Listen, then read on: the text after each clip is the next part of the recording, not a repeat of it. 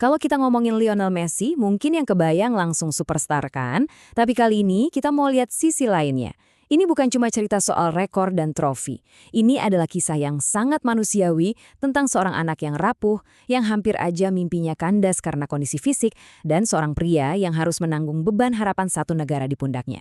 Ini adalah cerita tentang gimana caranya mengatasi rintangan yang kelihatannya mustahil. Nah, ini dia kuncinya.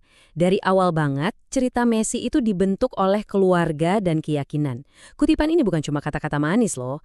Ini beneran jadi fondasi dari seluruh perjalanannya, jadi semacam jangkar emosional yang dia pegang erat-erat, bahkan di saat-saat paling sulit sekalipun. Oke, untuk bisa benar-benar ngerti siapa Messi sang legenda, kita harus mundur jauh ke belakang, ke masa kecilnya di Rosario, di mana dia udah harus berhadapan sama rintangan terbesarnya, jauh sebelum dia dikenal dunia. Coba deh kalian bayangin, di saat bakatnya lagi-lagi mekar, tiba-tiba ada 3 pukulan telak datang barengan. Pertama, diagnosis medis yang bisa mengakhiri karirnya. Kedua, masalah finansial karena klubnya nggak sanggup lagi bayarin pengobatan. Dan yang ketiga, kehilangan orang yang paling mendukungnya. Satu aja dari masalah ini udah cukup buat bikin orang nyerah kan? Ini Messi kena 3 sekaligus. $1.500. Angka ini bukan sekedar statistik. Buat keluarga pekerja biasa di Argentina waktu itu, jumlah segitu tiap bulan, ya ampun, mustahil banget. Nah, keputusasaan inilah yang akhirnya bikin mereka nekat melakukan pertaruhan besar yang, ya kita tahu semua, akhirnya mengubah sejarah sepak bola. Jadi kehilangan yang menyakitkan itu justru jadi sumber kekuatan. Setiap kali dia cetak gol dan unjuk langit, itu bukan cuma selebrasi biasa. Itu kayak dia lagi ngobrol sama neneknya, ngingetin diri sendiri soal keyakinan yang ditanamkan dari dulu. Simbol ini dalam banget maknanya. Nah, perjuangan fisiknya waktu kecil itu ternyata berevolusi. Jadi perjuangan yang beda banget, perjuangan emosional. Disinilah kita lihat ada 2 dunia Messi yang kontras banget, di klub dan di tim nasional. Ini dia, dualitas yang bikin nyesek. Di Barcelona, dia itu kayak dewa, menang ini, menang itu, semua trofi disikat. Tapi, giliran pakai seragam Argentina, ceritanya beda jauh. Selalu aja berakhir dengan air mata dan kritik pedas. Nah, kontras inilah yang terus-terusan ngehantui dia. Seolah-olah dia cuma jago di klub, tapi loyo buat negara. Biar lebih kebayang jeniusnya Messi, coba kita bandingin dikit sama Ronaldo. Kalau Ronaldo itu kan hasil kerja keras luar biasa, seorang atlet yang sempurna. Nah, Messi itu beda. Bakatnya tuh kayak udah dari sananya, natural banget, kayak seniman. Tapi justru karena itu, bebannya jadi lebih berat.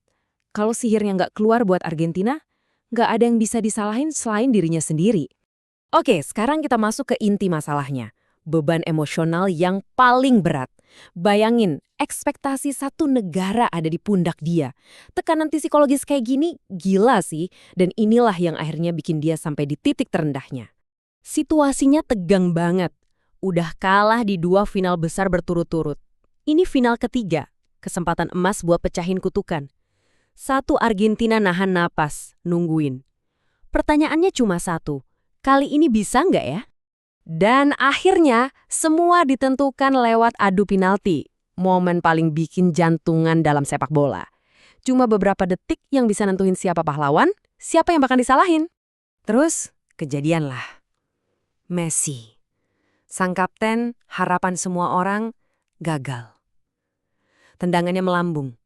Dan saat itu juga, harapan satu negara ikut melambung. Lalu hancur. Argentina kalah. Lagi-lagi. Ini bukan lagi suara kapten timnas. Ini suara orang yang udah hancur lebur. Bebannya udah terlalu berat. Di momen yang penuh emosi itu, dia bilang, udahan.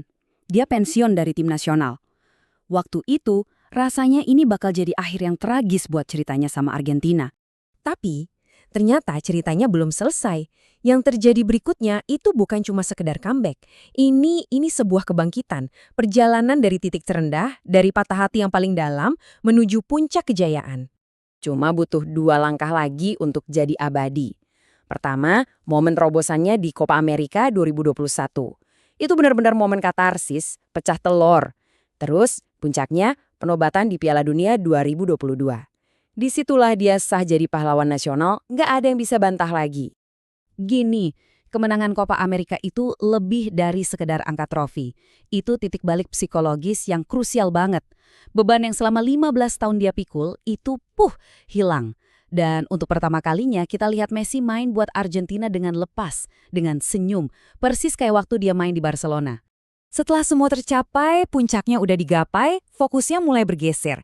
Nah, di babak akhir karirnya ini kita lihat keputusannya pindah ke Amerika Serikat itu ternyata lebih soal pribadi, bukan lagi soal profesional. Biar kita paham orangnya kayak apa, lihat deh kutipan dari surat masa kecilnya ini. Dari dulu, akarnya itu udah dalam banget di rumah. Keluarga, kampung halaman, itu nomor satu.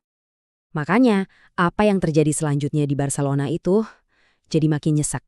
Penting buat dicatat, dia pindah dari Barca itu bukan karena kemauannya. Dia pengen banget bertahan. Dia sampai nangis di konferensi pers perpisahan. Bayangin, setelah 21 tahun setia, dia terpaksa pergi dari rumahnya sendiri gara-gara masalah keuangan klub. Terus kenapa milih Inter Miami? Jawabannya simple dan manusiawi banget. Ini bukan soal duit karena tawaran dari Arab Saudi jauh lebih gede. Ini soal ketenangan. Setelah seumur hidup mikul beban ekspektasi, akhirnya dia milih keluarga. Milih buat nikmatin sisa karirnya dengan santai tanpa tekanan gila-gilaan lagi. Jadi, kalau kita lihat lagi perjalanannya, warisan sejati Messi itu apa sih? Apakah deretan trofinya yang seabrek itu, 8 Ballon d'Or, atau justru kisah ketahanannya? Cerita soal anak kecil yang hampir menyerah sama penyakitnya. Soal seorang pria yang jatuh, dan jatuh lagi di panggung terbesar, tapi selalu bangkit sampai akhirnya bisa menaklukkan dunia. Mungkin warisan terbesarnya bukan soal apa yang dia menangkan, tapi soal apa yang berhasil dia lewati.